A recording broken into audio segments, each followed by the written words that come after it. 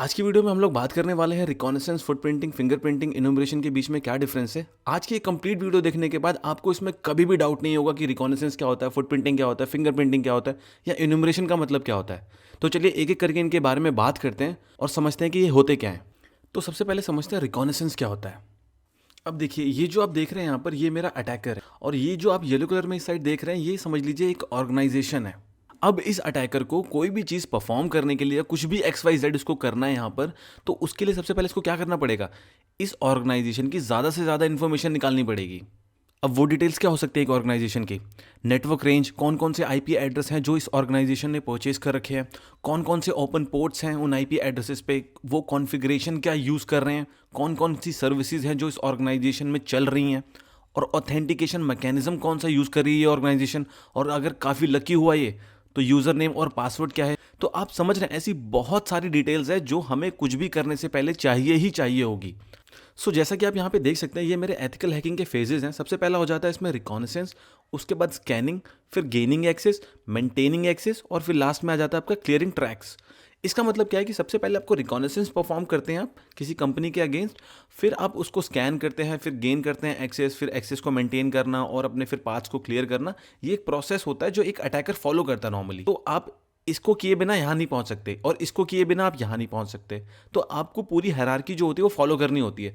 तो अभी जैसा कि हमने पीछे समझा कि एक अटैकर को कोई भी चीज़ परफॉर्म करने से पहले उसको रिकॉनेसेंस करना बहुत ही ज़्यादा ज़रूरी है कंपनी के बारे में, उसकी डिटेल्स के बारे में।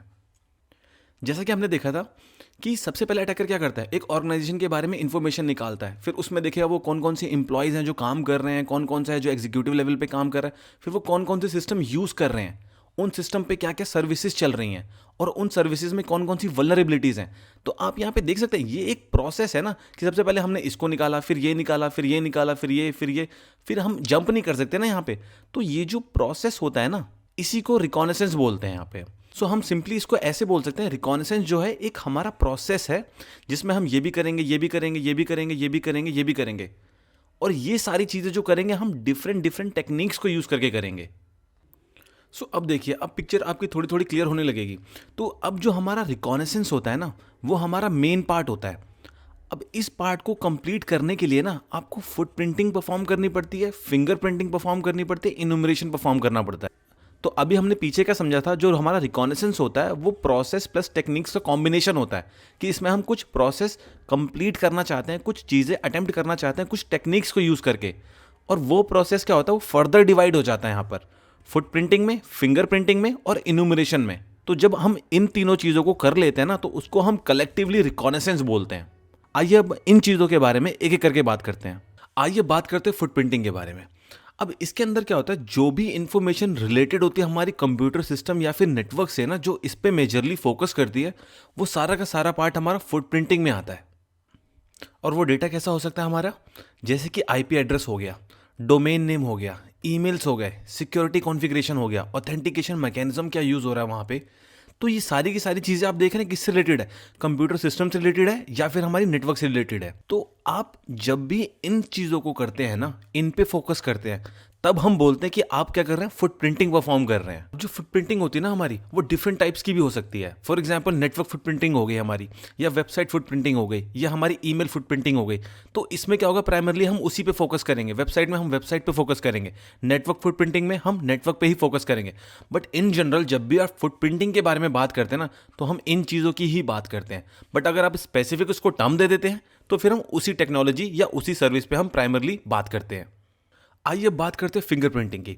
अब जब भी हम फिंगरप्रिंटिंग के बारे में बात करते हैं, फिंगरप्रिंटिंग बोलते हैं, तो इसका सीधा सा मतलब होता है ओएस।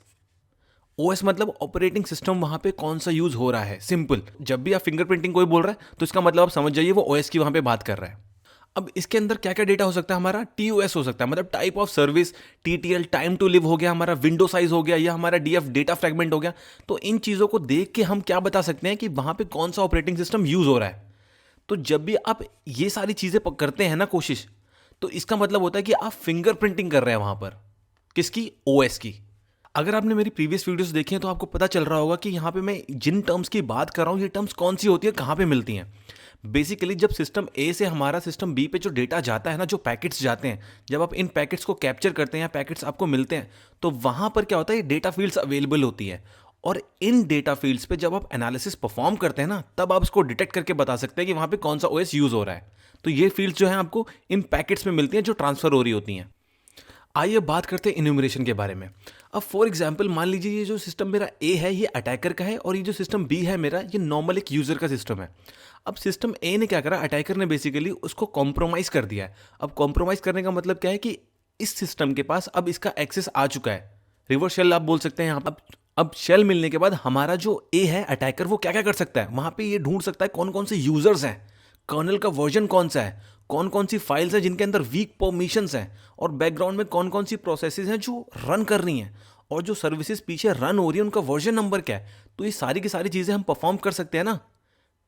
तो जब आप ये सारी चीज़ें परफॉर्म करते हैं ना सिस्टम का एक्सेस लेने के बाद, उसको हम बोलते हैं इन्यूमरेशन। आपने बेसिकली देखा होगा जब आप कोई बॉक्स या सीटीएफ सॉल्व कर रहे होते हैं तो उसके अंदर क्या होता है, जैसे ही आपको लोकल एक्सेस मिलता है तो उसके बाद आप प्रिविलेज को एस्केलेट करने की कोशिश करते हैं इन चीज़ों को ढूंढते हुए कि जैसे ही आपको कोई वीक लिंक वीक पॉइंट मिल जाए ना वहाँ पे, वैसे ही आप प्रिविलेज को एस्केलेट कर लें। और जब आप ये सारी इन्फॉर्मेशन गैदर कर रहे होते हैं ना, उसी को हम बोलते हैं इन्यूमरेशन। अब ये जो हमारा इन्यूमरेशन होता है ना, यहाँ पे आप सर्विस स्पेसिफिक चीज़ें सर्च करते हैं। फॉर एग्जांपल आप डीएनएस में गए, आप डीएनएस को इन्यूमरेट कर रहे हैं कि वहाँ पे क्या क्या चीज़ें अवेलेबल हैं। एसएमबी में गए तो उसका क्या वर्जन चल रहा है, क्या वो एक्सप्लॉइटेबल है। सेम उसी तरीके से एसएनएमपी हो गया, आपका एनटीपी हो गया। तो आप यहाँ पे क्या करते हैं, एक सर्विस को पकड़ते हैं और उसको टोटली वहाँ पे जितनी इन्फॉर्मेशन गैदर हो सकती है उसको गैदर करने की कोशिश करते हैं, और वहाँ पे जितने भी वीक पॉइंट मिलते हैं आप उनको साइड में रख लेते हैं कि अच्छा ठीक है चलो इस पर तो बाद में आते हैं, बाद में देखते हैं इसको, तो चलिए और देख लेते हैं। तो जब आप एक पॉइंट से दूसरे पॉइंट पे, दूसरे से तीसरे, चौथे से पांचवे पे, तो जब आप ये सारी चीज़ें कर रहे होते हैं ना प्रिविलेज को एस्केलेट करने के लिए, तो इसी सारे प्रोसेस को हम बोलते हैं इन्यूमरेशन।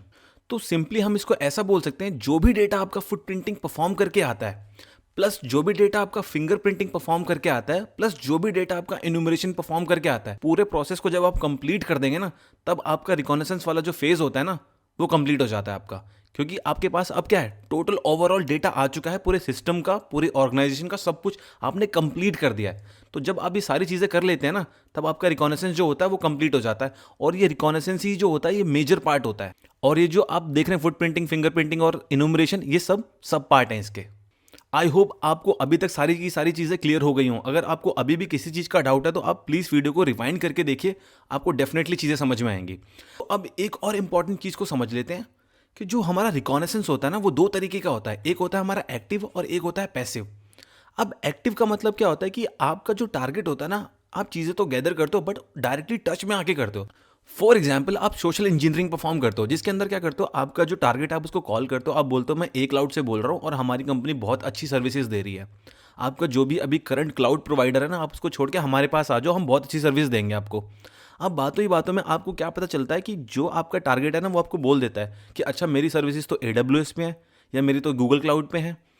तो इससे क्या हुआ, आपको पता चल गया ना उनका सारा का सारा डेटा कहाँ पे रखा हुआ है। तो आपका क्या होगा, नैरो हो गया ना चीज़ें।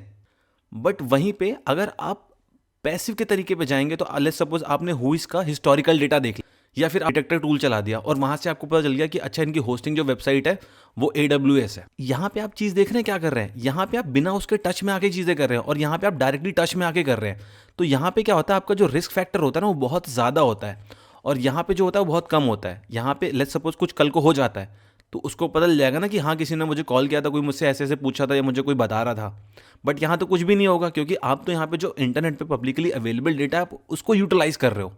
तो ये डिफरेंस होता है हमारा एक्टिव और पैसिव के केस में। यहाँ पे आप उसके डायरेक्टली टच में नहीं आते हो और यहाँ पे आप डायरेक्टली टच में आते हो जो आपका टारगेट होता है। अब जो हमारी फुटप्रिंटिंग होती है ना, वो भी हमारी दो तरीके से होती है, एक एक्टिव और दूसरी पैसिव। अब एक्टिव के केस में क्या होता है कि आप उसके डायरेक्टली टच में आते हो और पैसिव में उसके डायरेक्टली टच में नहीं आते हो। फॉर एग्जांपल यहाँ भी वही वाला केस ले लेते हैं कि आपने उसको कॉल किया और पूछा कि सर आप अपना मुझे ईमेल आईडी बता दो, मैं आपको प्रपोजल जो है वो सेंड कर देता हूँ। तो आपके पास क्या हुआ, ईमेल आ गया ना उस केस में। पैसिव में आप क्या करते कि कंपनी के रिकॉर्ड्स को गूगल पे सर्च करने की कोशिश करते, या कोई डॉक यूज़ करते, या कहीं पे जो ब्रीच हो रखा है डेटा वहाँ पे जाके आप सर्च करने की कोशिश करते। तो वहाँ से आपको क्या बदल जाता, शायद कोई ना कोई डेटा मिल जाता आपको। तो वहाँ पे आप क्या करो, चीज़ें पैसिवली करो विदाउट कॉन्टैक्ट, और यहाँ पे आप डायरेक्टली जाके पूछ रहे हो या डायरेक्टली टच में आ रहे हो, या कोई टूल ऐसा यूज़ कर रहे हो कि उनके सिस्टम में जाके वो एक्सट्रैक्ट कर रहा है चीज़ें पे, या फिर वहाँ पे जाके क्रॉलिंग परफॉर्म कर रहा है। सेम उसी तरीके से जो हमारी फिंगरप्रिंटिंग होती है, ये भी दो तरीके की होती है, एक होती है एक्टिव और एक होती है पैसिव। एक्टिव के केस में क्या होता है कि आपने मान लो Nmap चला दिया, ओएस पता करने के लिए। तो आप क्या हो गए, डायरेक्टली कांटेक्ट में आ गए ना उसके। और पैसिव का मतलब, लेट्स सपोज आपके पास ना कुछ पैकेट्स पड़े हुए हैं उस सिस्टम के जहां से वो डेटा ट्रांसफर हुआ है, अब आपको कहीं पे भी मिल सकता है, उसमें हम अभी नहीं जाएंगे। तो आप उस पैकेट्स को कहां पे एनालाइज कर रहे हो, वायर शार्क के अंदर। और उसको एनालाइज करने के बाद आप इजीली डिटेक्ट कर सकते हो कि वहां पे ओएस कौन सा यूज हो रहा है। तो ये भी हमारी दो तरीके से हो गई। और इन्यूमरेशन जो होता है हमारा, ये मेजरली एक्टिवली होता है, क्योंकि आप वहां पर क्या कर रहे हो, डायरेक्टली सिस्टम के टच में आ गए, सिस्टम के अंदर एक्सेस ले लिया और वहां पे आप डेटा ढूंढ रहे हो। तो ये सारा का सारा फंडा होता है हमारा रिकॉनेसेंस, फुटप्रिंटिंग, फिंगरप्रिंटिंग और इन्यूमरेशन का।